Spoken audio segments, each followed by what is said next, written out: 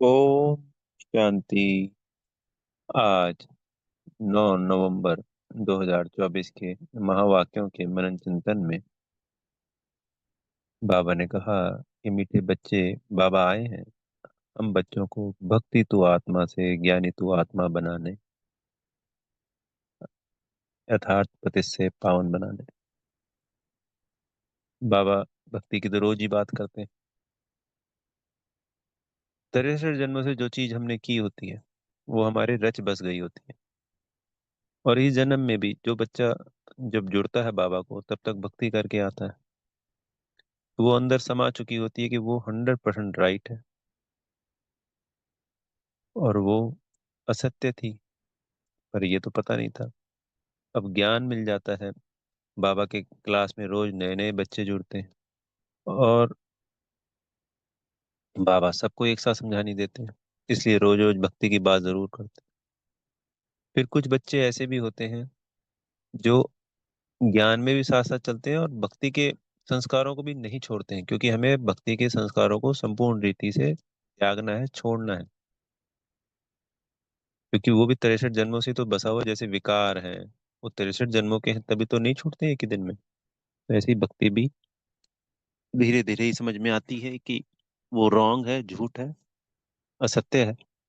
जो समझते थे, सुनते थे।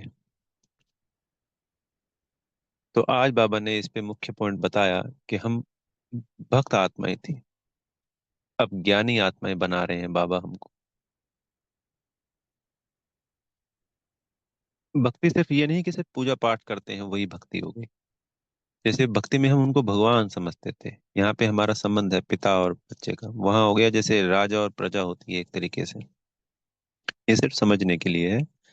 जैसे राजा के लिए सारी प्रजा एक समान होती है, पर बच्चा स्पेशल होता है। तो यहाँ पे हम बच्चे हो गए और भक्त कौन हो गए? जो इस वक्त बाबा को नहीं जानते हैं, बाकी की संसार हो गए भक्त आत्मा।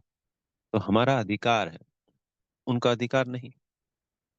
फिर भक्ति में हम अपने आप को देह समझ रहे थे, मनुष्य समझ रहे थे, यहाँ पता चलता है ज्ञान में कि हम तो आत्मा है। जैसे बाबा ने आज ज्ञानवान बच्चों को कहा कि चिंतन, किस चिंतन में रहते हैं? तो आत्मा के चिंतन में रहते हैं।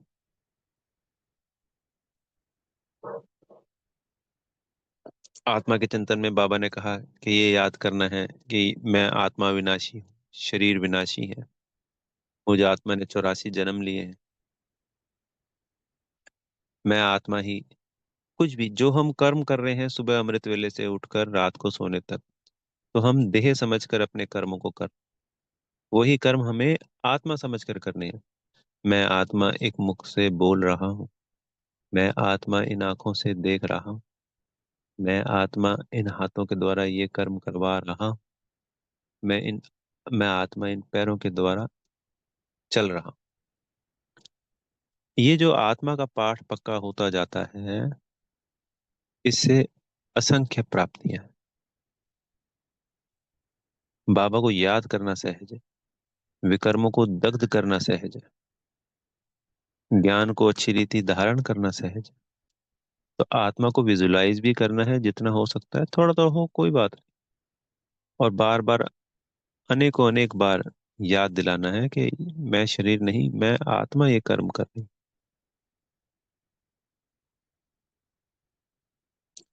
मुझे आत्मा ने 84 जन्मों की यह यात्रा पूरी की, ये अंतिम जन्म है। बाबा मुझे मिल गया है, अब मैं को देवता बनना है। मैं आत्मा ही इस शरीर में सदा विद्यमान रहती हूँ। बाबा ने इसका एक्सप्लेन किया मुरली में कि जब छोटा पिंड होता है, बिल्कुल, और फिर थोड़ा सा बड़ा होता है तब गर्भ में प्रवेश करती है। तो एक बताया हुआ है कि लगभग 3 से 4 महीने के बाद आत्मा गर्भ में प्रवेश करती है। 3-4 महीने या 5वां महीना, बेसिकली 3-4 महीने बताए हुए। तो तभी तो हलचल महसूस होती है ना बाद में, 3-4 महीने बाद जब आत्मा प्रवेश करती है, उससे पहले कहाँ हलचल होती है महसूस। तो शरीर छोटा बड़ा होता है, और आत्मा का साइज तो सदैव ही एक ही है। खाली रूप रंग इस तरीके से बदलता है कि जब विकर्म करते हैं तो उसकी प्रकाश रोशनी कम हो जाती है।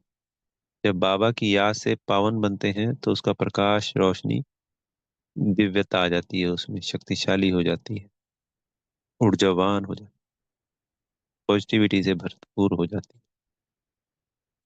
तो ये सब बातें हमें धारण कहाँ से करनी है? बाबा की याद से, अपनी आत्मा की प्रैक्टिस से। तो इसके लिए मन से, बुद्धि से भक्ति के संस्कारों को भी छोड़ना होता है। जैसे अब ज्ञान मिल गया कि भगवान हमारा परमात्मा है, बाबा है, परम धाम में रहने वाला है।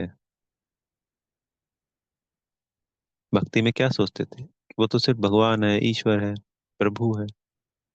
पिता बच्चे का संबंध का थोड़ी पता था। भगवान का ही नहीं पता था कि वो निराकार है। परमात्मा कहते जरूर थे, पर याद देवी देवताओं को करते थे। आत्मा अपने आप को पता था कि भाई आत्मा शरीर में होती है तो शरीर चलता है, इतना ही तो पता था। ये थोड़ी पता था कि मन बुद्धि संस्कार मेरे शक्तियां हैं तीन।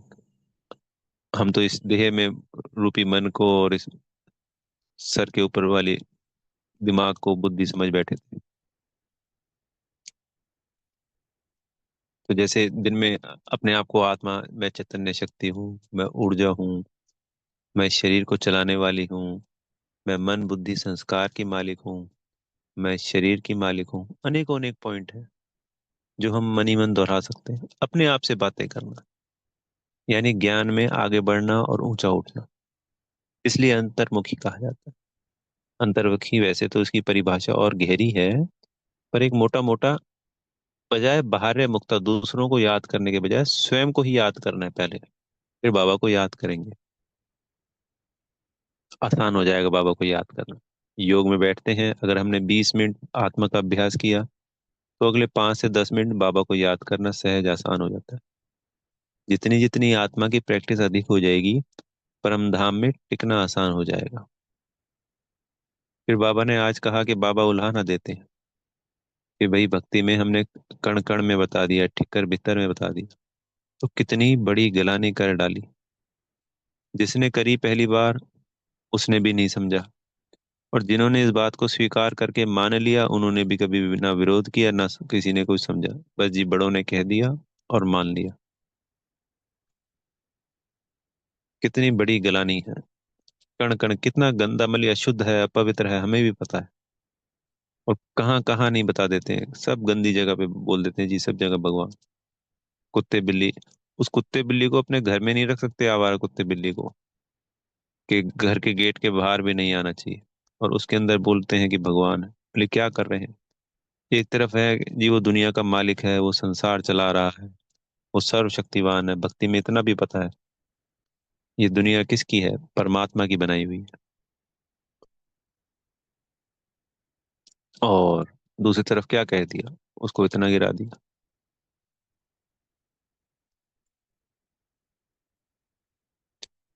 इसके करने से इस सृष्टि का पतन ज्यादा हुआ, हम आत्माओं का पतन ज्यादा हुआ। बाबा से एक, भगवान से जिस वक्त हम भक्ति करते हैं तो कोई वाइब्रेशन जरूर मिलती है हमें पूरा समय ही।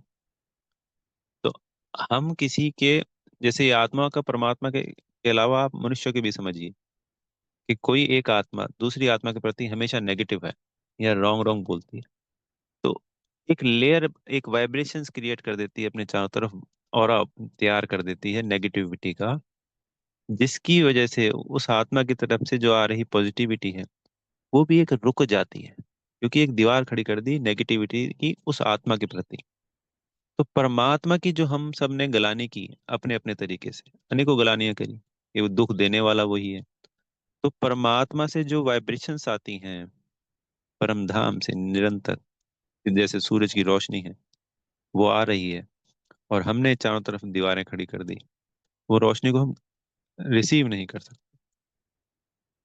तो ऐसे ही अज्ञान काल भक्ति में जो बाबा से हमारे को वाइब्रेशंस हमें मिल रही थी, तो जब हमने उनकी गलानी शुरू की तो वो एक लेयर, दीवार खड़ी कर दी नेगेटिविटी की।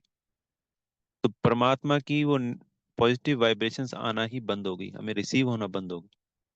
तो हमारी बुद्धि ने और विकर्म करने शुरू कर दिए, और मन फंसता चला गया, कमजोर होता चला गया।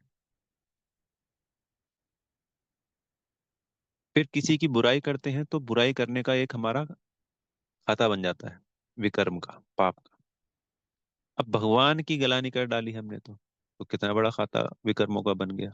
बाबा मुरली में कहते हैं ना भाई, एक तो 5 विकारों का खाता था, सबसे बड़ा उसमें काम और क्रोध का है, और दूसरा भगवान की गलानी का। तो अब हमें, जो हमने 63 जन्मों में जाने अनजाने गलानी की है, उसके लिए बाबा की महिमा जरूर करें। जैसे वो पवित्रता के सागर हैं, ज्ञान के सागर हैं, आनंद के सागर हैं, पतित पावन है मेरे बाबा। रोज बोलते हैं ना मुरली में, मैं ज्ञान का सागर हूँ, आनंद का, किसी में किसी दिन कुछ, किसी दिन कुछ। तो हम जब वो महिमा करेंगे, तो जो गलाने की थी उसका हिसाब चुकतो होता है। कोई महिमा वो नहीं करवाना चाहते बाबा को। हर श्रीमत का पालन करने में सिर्फ और सिर्फ हमारा ही कल्याण है। बाबा हमें समझाने दे रहा है, अंत में वो कहेगा कि भैया तुम्हारा खाते में 63 जन्मों में ये निकल के आ रहा है। तो हम कहेंगे हमें आप बताते तो सही कि हम ये करते हैं। तो बाबा कहेंगे देखो मुरली में मैंने ये समझाया, आपने कहाँ किया बच्चे। तो इसलिए बाबा जो रोज रोज कहते हैं, हमें वो करना है। आज एक मुख्य बात बाबा ने बताई कि भक्ति में पता था ऊपर है, अब यहाँ पता है कि तुम तो संगम युग पे आए हो, भगवान तो ब्रह्मा तन में आए हैं। तो आज बाबा ने कहा ब्रह्मा को भी याद करना है, और मुझे भी याद करना, और यहीं पे याद करना है। तो एक तो अपने दिल में याद करना है आज हमें बाबा को, और एक आज सूक्ष्म तन में बाप दादा को याद करना है, बाप दादा से दृष्टि लेनी है। क्योंकि आज धारणा में कहा बाबा ने स्पेशली कि आज ब्रह्मा को और मुझे याद कर। जब बाबा ने ये कहा तो ये श्रीमत हो गई आज के लिए। परम धाम में भी कर सकते हैं, पर आज जब बाबा ने स्पेशली कहा है तो उस बात को मानेंगे तो दुआएं मिलती हैं, शक्तियां मिलती हैं। और कोई कारण होता होगा इसके पीछे जो हम नहीं जानते। बाबा ने कहा, बच्चे ने किया, हाँ जी का पाठ पढ़ाया, तो कई गुना दुआएं मिलेंगी। तो आज बाप दादा को जरूर याद करना। कई बच्चे, बाबा ने कहा, ब्रह्मा को ही नहीं मानते। अगर ब्रह्मा को कोई नहीं मानेगा तो जीवन मुक्ति सतयुग में नहीं आ सकता। 33 करोड़ क्यों आते हैं सतयुग में? क्योंकि वो 33 करोड़ ब्रह्मा को मानते हुए शिव बाबा को मानते हैं। बाकी के सब जाते हैं मुक्ति में, वो सिर्फ शिव बाबा को मानते हैं। कि शिव बाबा को जान लिया, बाबा को याद किया, और फिर सजाएं खा के परम धाम में चले गए। तो परम धाम में गए तो मुक्ति मिली, क्योंकि वो ब्रह्मा को नहीं मान पाए। तो ब्रह्मा के थ्रू ही जीवन मुक्ति सतयुग मिलता है, ये हम सब जानते हैं। इसलिए कोई कहे मैं ब्रह्मा को नहीं मानता, शिव को मानता हूँ, हमें कुछ नहीं कहना, हमें तो बता देना है, मैसेज दे देना है। वो शिव को याद करेगा, मानेगा अगर आत्मा परमात्मा के पाठ का, तो मुक्ति में चला जाएगा। वो हमारे कुल का है ही नहीं। फिर बाबा ने कहा कि भाई, हम जो ये बाबा से ज्ञान समझ रहे हैं, ये औरों को भी समझाना है। तो ये हमारे में उछल होनी चाहिए, खुशी होनी चाहिए। जो प्राप्तियां हमें परमात्मा से, बाबा से हो रही है, वो और भाइयों को भी तो हो ना, औरों को भी कल्याण हो। तो इस तरीके की प्लानिंग करनी चाहिए कि औरों तक ये मैसेज पहुंचे। फिर राज बाबा ने वरदान में कहा कि हर कर्म में विजय का अटल निश्चय और नशा रखने वाले अधिकारी आत्मा भव। तो विजय हमारा जन्म सिद्ध अधिकार है, इस स्मृति में सदा उड़ते चलो। तो आज सुमान में रखिए कि विजय मुझ आत्मा का जन्म सिद्ध अधिकार है।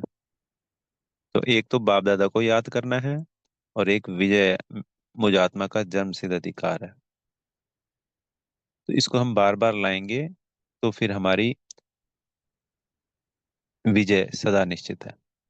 कोई भी परिस्थिति आ जाए, मान लीजिए परिस्थिति आने पे फेल भी हो गए, तो दिल से कष्ट नहीं होना। फेल हो गए, उसको वहीं फुल स्टॉप लगा दो। उसको याद नहीं करो, मन मन में चिंतन मत करो, वरना और नुकसान हो जाता है।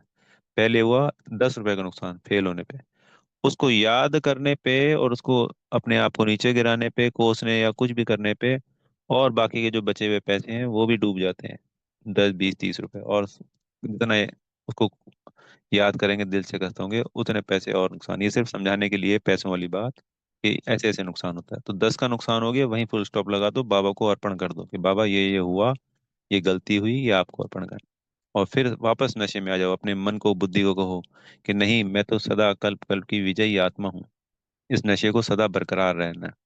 तो जब ये नशा बरकरार रहेगा तो उमंग उत्साह सदा बना रहेगा।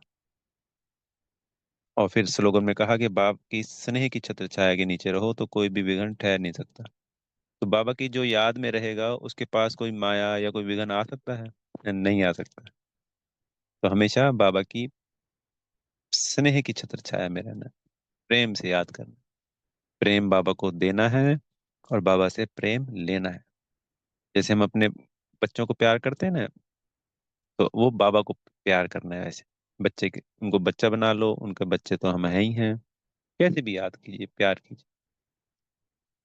अच्छा। ओम शांति। बेहद का धन्यवाद प्यारे मीठे बाप दादाजी का।